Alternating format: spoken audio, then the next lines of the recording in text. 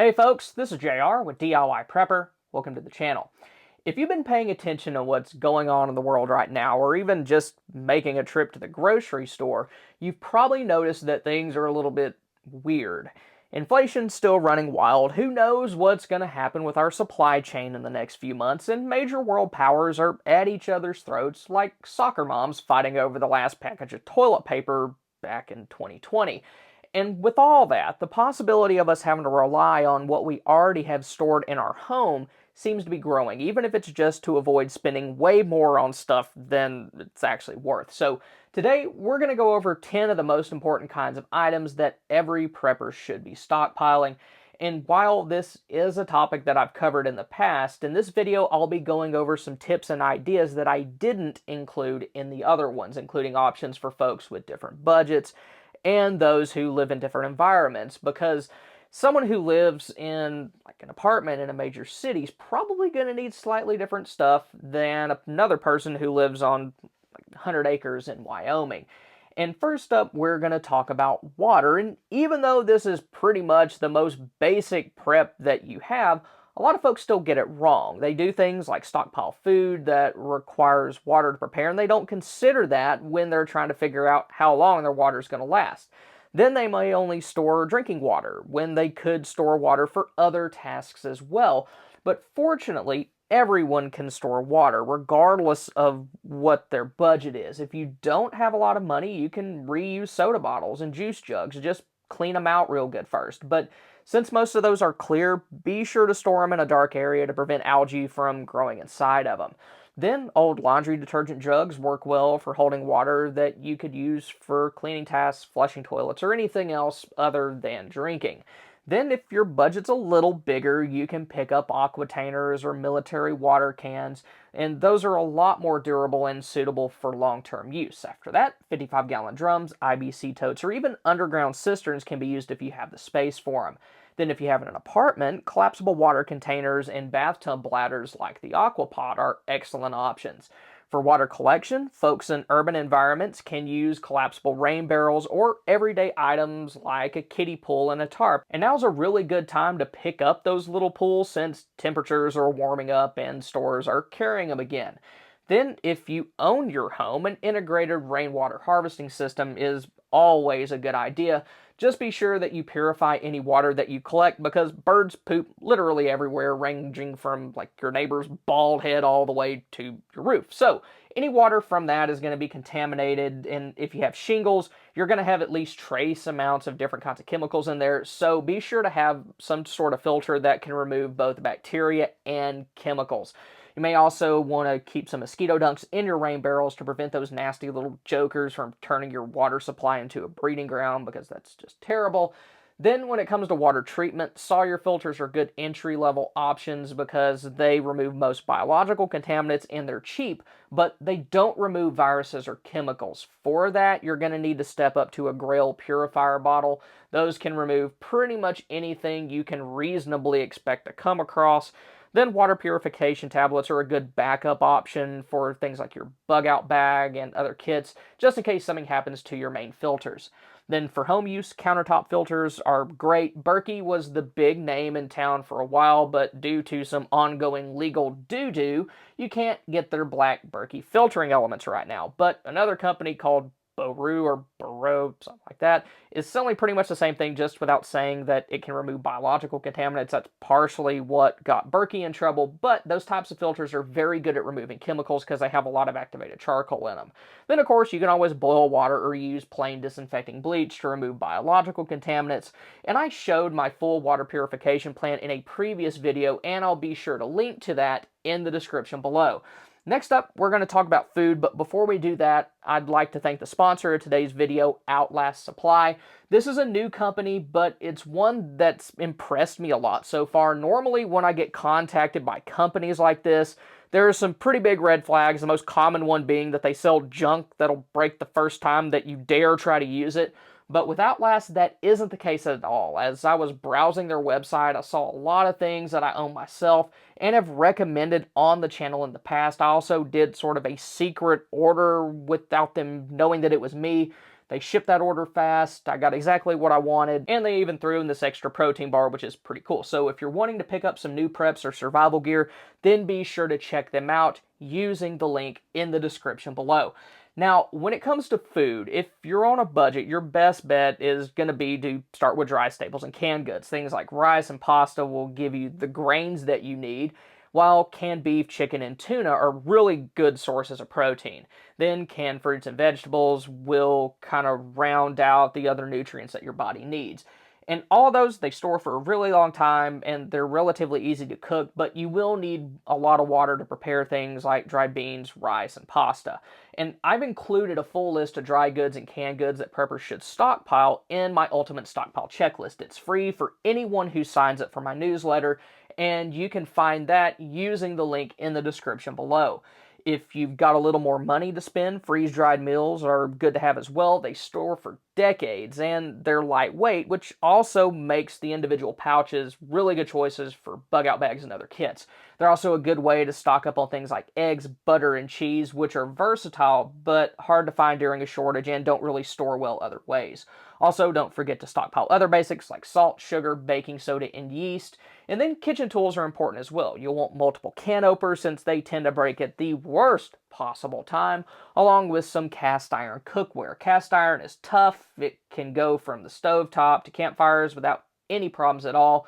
And if you want to reduce the amount of fuel that you're needing for cooking, then a solar oven can be very helpful with that.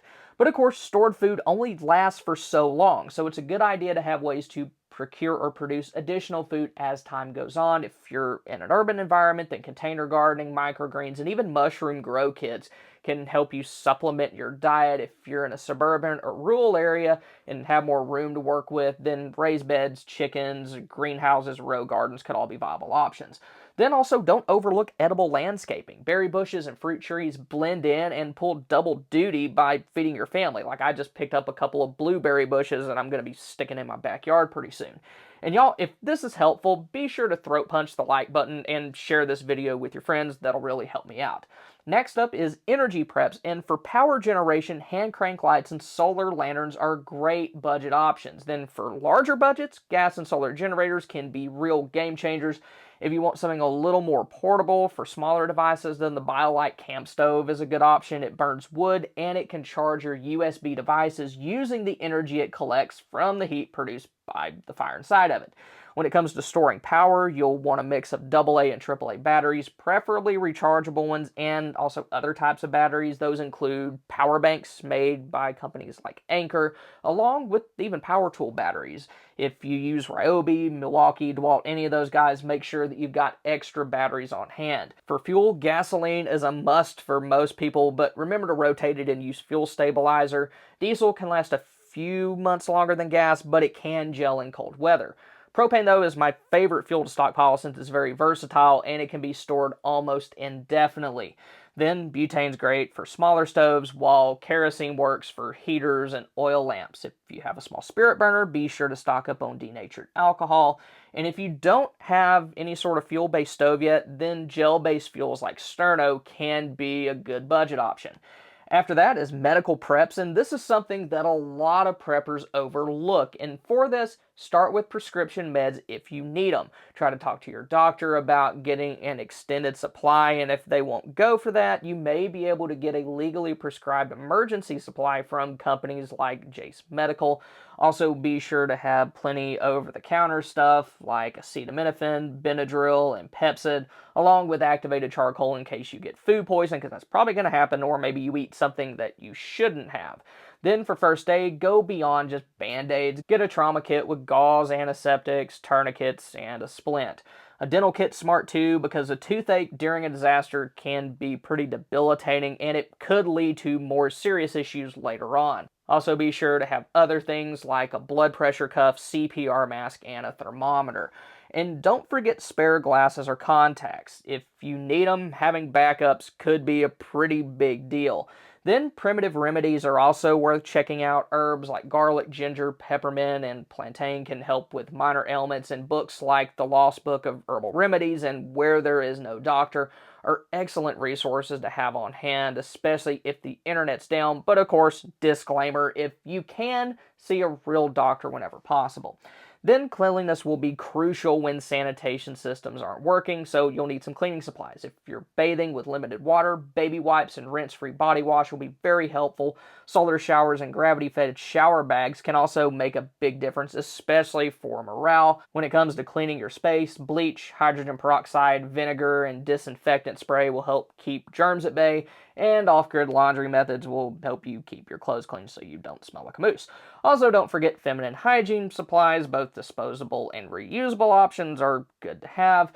For waste, a composting toilet or even a 5-gallon bucket set up with liners and sawdust can help keep things a lot cleaner. And if you're in an area where bugs are a problem, permethrin-treated clothing and bug spray can help keep you bite-free and disease-free, and perimeter treatments can help keep them away from your home to begin with. Another thing you'll want to have in a disaster is communication equipment.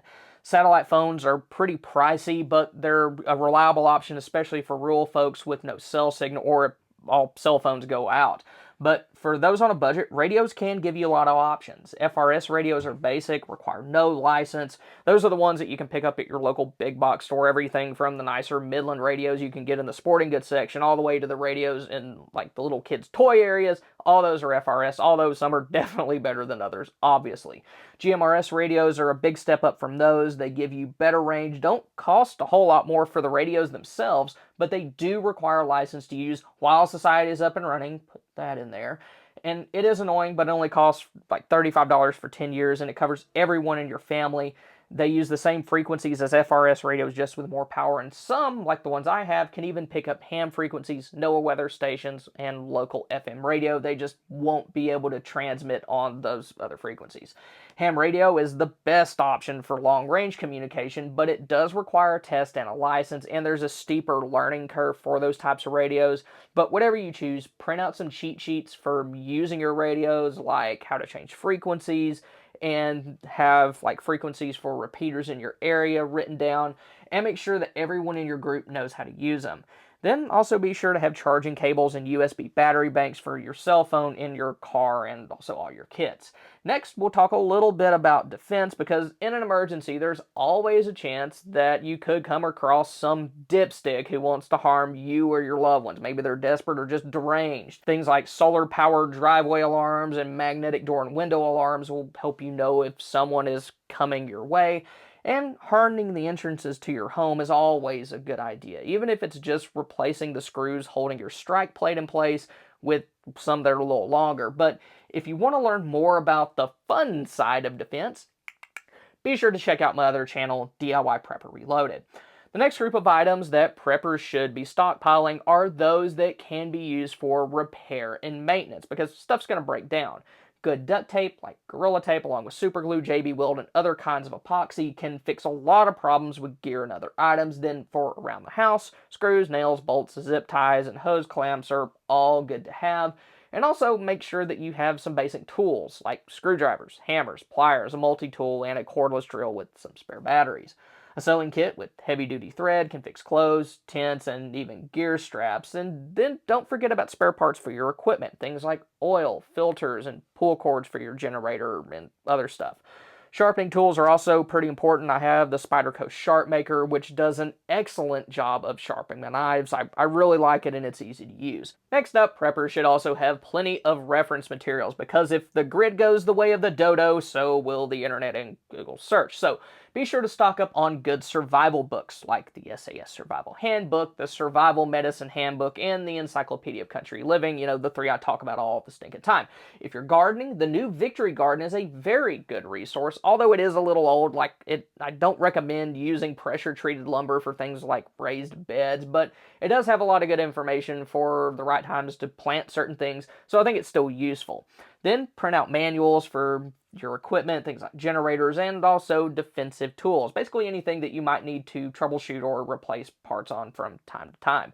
Then throw in some laminated guides for foraging, first aid, or edible wild plants, and keep local maps and contact lists somewhere safe and dry. You can even print out free topographical maps of your area using the USGS website and then laminate them yourself. Then even if you plan on bugging in, there's always a chance that you may have to leave, and in that situation, you might need certain things to keep you alive while you're out in the elements. One of the most important is a solid fixed blade knife. Moras are great budget options, while Becker and Essie knives are better high-end choices. I have several Becker knives and I like all of them. My favorites though are the BK16 and BK7. You also want to have emergency blankets or bivvies to keep in your kits. Tarp shelters are good options for quick protection from the weather, and military style ponchos can perform a similar role in a pinch. Then fire starters like ferro rods, ladders, and waterproof matches are really important for helping you stay warm, boiling water, and also cooking food. Folding saws and small hatchets can help with processing wood or clearing paths. And also don't forget paracord. It has hundreds of uses ranging from gear repair to building emergency shelters. Then visibility tools like blaze orange flag or bandana along with signaling mirrors can help bring help to you if you need to get rescued, and also make sure that you have good work gloves, a headlamp, a reliable EDC flashlight, and some kind of eye protection like goggles. So hopefully I've given you some new ideas or reminded you of something that you forgot, because it's always a good idea to review basic items like these from time to time just because there's a whole lot that you need as a prepper. Now, if you want to see my full disaster water purification plan that I mentioned earlier, then click here. Or if you want to see why I didn't mention bottled water as a potential stockpile item, then click here. Once again, I'd like to thank Outlast Supply for sponsoring us today. Thank y'all for stopping by. Y'all have a good one.